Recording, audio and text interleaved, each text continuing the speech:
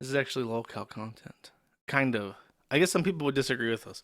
One of the only other things that I did not discuss during my hiatus, as it were, was Nick Fuentes. There have been many Nick Fuentes related happenings over the month of December, starting in mid November, that I will now recap in full.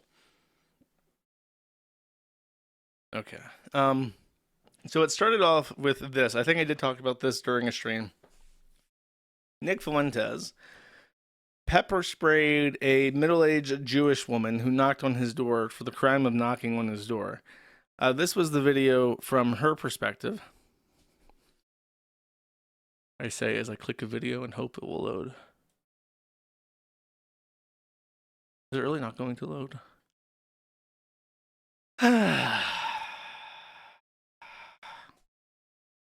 Existence is suffering. Hi. Oh my God!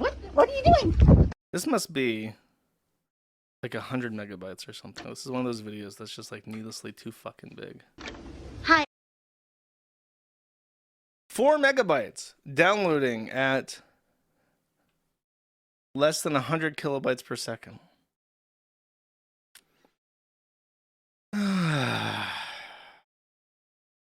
I have the other ones preloaded, but not this one. I've already played this one stream, so I can theoretically just discard it.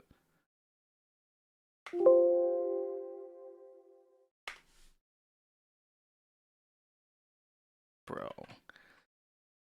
One of the other things I have to do is just fix the Kiwi forms. I don't know why the fuck it doesn't fucking work ever. Anyways, she knocks on the door. She says hello. He immediately attacks her with pepper spray. And it's indefensible just from what you see, but then it comes out in the other records that he pushes her. So he opens the door to confront this stranger who is not threatening him in any way, has not been warned to leave his property. He doesn't have any signs that says no trespassing, no soliciting, no if I don't fucking know you, don't come on my property. Nothing of the sort. She just rings the doorbell of the house that she's legally allowed to, and he assaults her with pepper spray, which, as we learned from Christian Weston Chandler, that it is illegal to do that. You cannot just walk up to somebody and pepper spray them because you don't like them. That is a crime. You also cannot claim self-defense. Generally speaking, if you open a door to confront somebody, every step towards somebody that you're claiming is threatening you is a strike against you, unless you're in a state with extremely robust self-defense laws. But even then, generally, you have to say, go away, get off my property, fuck off. But he doesn't do that. He just pepper sprays her. So, after that, this guy shows up at his house with a gun. Here we go.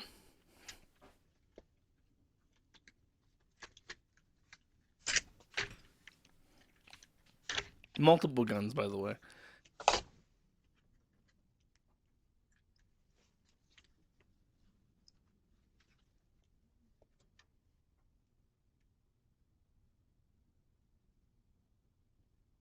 He rings the doorbell. Rings it again. And then there was some doubt because this guy, he's actually driven 2 hours to get here.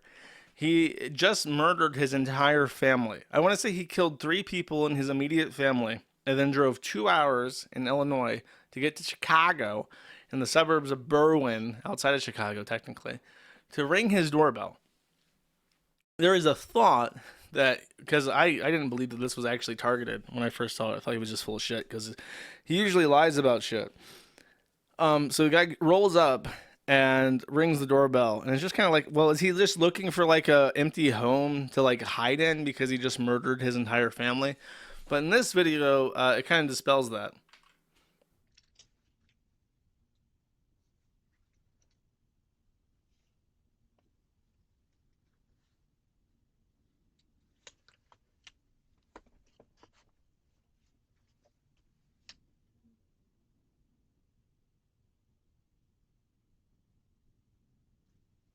Yo, Nick. Yo, Nick. But here's the counter to this, but it's so kind of incredulous that I don't really believe it. Specifically because he went so far out of his way to get here, is this part. You see him look down, and on the floor right there is a bunch of mail that he's received. So he has a bunch of shit from like Amazon and other people just on his doorstep that has his name on it. And it's unclear if he's reading the name on the mail and calling out to the person in the house because he knows the name of the guy in the house, and it just so happens to be Fuentes, but that's like really improbable, even though I guess it is technically possible. So this guy was a murderer. I think he also wandered around his property a little bit and ended up shooting 2 dogs. And nobody can ask what he was doing, if he was a fan of Fuentes looking for like refuge, or a enemy of Fuentes looking for a political assassination opportunity, because when the police arrived, he pointed guns at them and committed suicide by cop. So he's dead. Nobody knows what his motivations really are. Nick Fuentes and the Groypers insist that this was politically motivated terrorism and an attempted murder against him, perpetrated by the evil left and everyone who doesn't like him, because he is an anti-white, anti-family, fraud, huckster, grifter. Then, this was part of the reason why I didn't believe him at first. The Berwyn police report says that the officers responded to the area of Home Avenue where he lived for a report of a male subject with a gun. Officers located the subject who fled on foot. The subject forced entry into a residence, like a different house on 1800, where he shot 2 dogs. And then he fled eastbound and disobeyed verbal commands, and then shot at the police. Okay, he didn't actually point the guns at them. He shot at the police. The police then returned fire and actually killed him. So nobody knows really what he was up to. And this report made it sound like he was just in the area looking for a place to hide. But again, that really strains credulity that he just so happened to end up on the door of Nick Fuentes immediately after the shit with the woman happened. And now, of course, wait. Yeah, this is what really pissed me off, is that a lot of Groypers cried at me and said Kiwi farms should be illegal because he got doxxed. He got doxxed, and that resulted in people coming to his house to harass him. And then a murderer, a deranged leftist lunatic, arrived at his home to kill him. And it's like, bro, it's fucking on the assessor's report. If you just search Illinois Nick Fuentes assessor's office, you find this page, and I've blotted out the address, but it's like he didn't even buy it into an LLC. He didn't buy it into a trust. He made no effort whatsoever to conceal his residency. And it's like, I can't be responsible for everybody. I can't be responsible for your master not knowing how to protect his own privacy. Why is it my fucking fault? Why is it my fucking fault that he doesn't know how to buy a house without it showing up in a home record? Why am I responsible for everything all the fucking time? Maybe he's just stupid.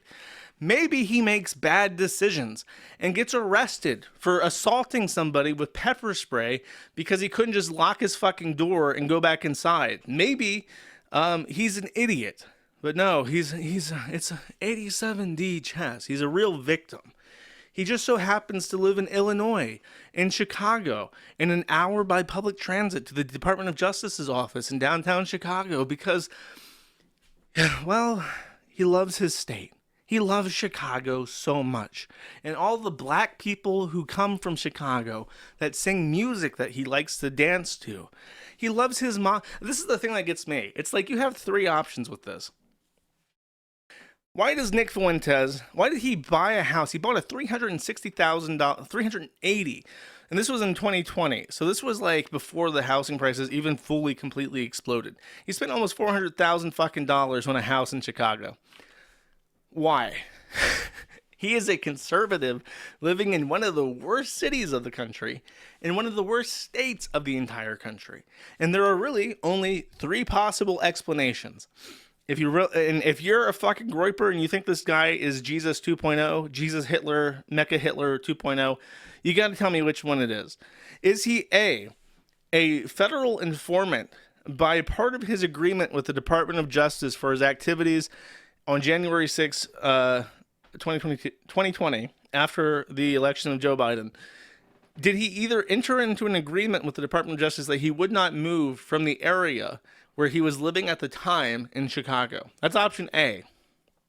Option B, is Nick Fuentes a titty baby? Is Nick Fuentes latched and suckled onto his mother's tit so hard that he is unable to leave her side and move anywhere fucking else in the country because he just so desperately needs mommy's milkies all the time? Is he a titty baby? That's option B. Option C, is he incapable of living on his own? This is different from just loving mommy so much that he can't leave her side. Is he actually so immature, so emotionally stunted, and so incapable of taking care of himself that he is unable to live on his own without mommy and daddy being mere minutes away at any given time? Is he unable to live into a house and wipe his own ass and buy his own McNuggies without mommy helping him? That's option C. Now, granted, these things aren't mutually exclusive.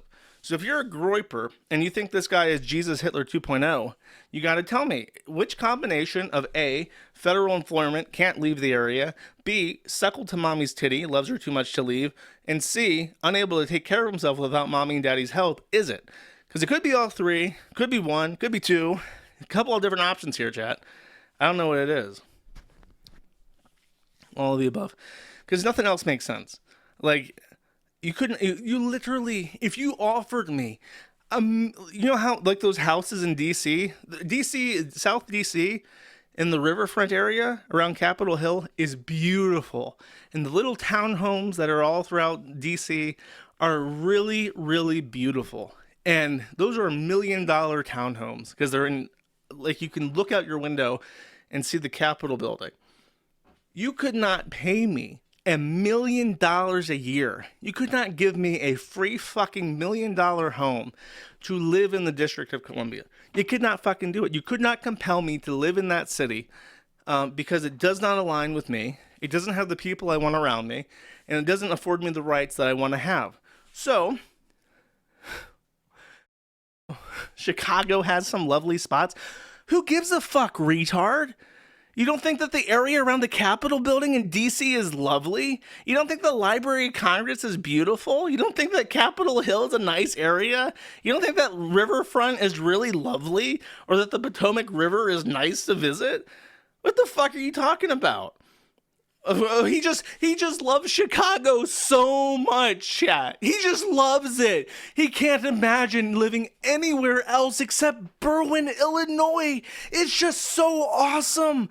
There's so many things to do, so many hip-hop scenes to go visit, so many McDonald's to hit up, and then you're a mere hour away from the Great Lakes. Wowee, Berwyn, Illinois sure has it all. There's no other fucking reason why he could be living there. Like, are you retarded? You could not fucking pay me to live there. You couldn't pay me. The only way you would ever get me to live in Berwyn is if the Department of Justice had a fucking gun at the back of my head. That's it. That's the only excuse. It's crazy. It's crazy how the groypers think. What the fuck do you mean that Illinois is nice? Are you retarded? Are you fucking demented? What the fuck do you mean it's nice? It's Illinois! It's the most corrupt state in the entire fucking country! He's not even... What fucking cope? What fucking cope? I just don't get it, man. That's how far they are going to go to justify every fucking thing that this retard little runt, titty baby faggot suckled to mommy's breast has to say and do. That they're going to go to bat for Illinois, for Berwyn, Illinois. Crazy.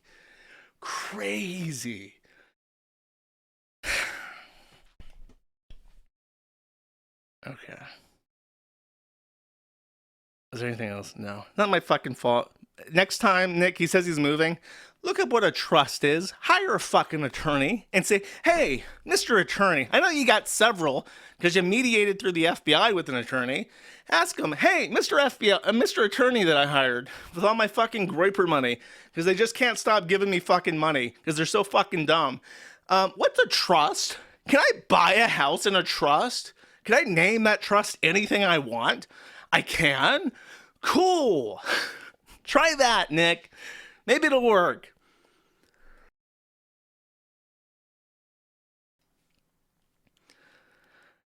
Name a nicer place to do Galaxy Gas on a lawn. Atlanta. Come the fuck on. At least Atlanta has a little bit going for it. It's not super nice, but it's got some. You know what Atlanta's got? It's got the fucking high tech. Alabama and Georgia on the up and up. They got some high tech shit. Georgia's promoting their film scene, promoting their video game scene, promoting their tech startup scene. Georgia's trying, man. It's trying to make the place nice.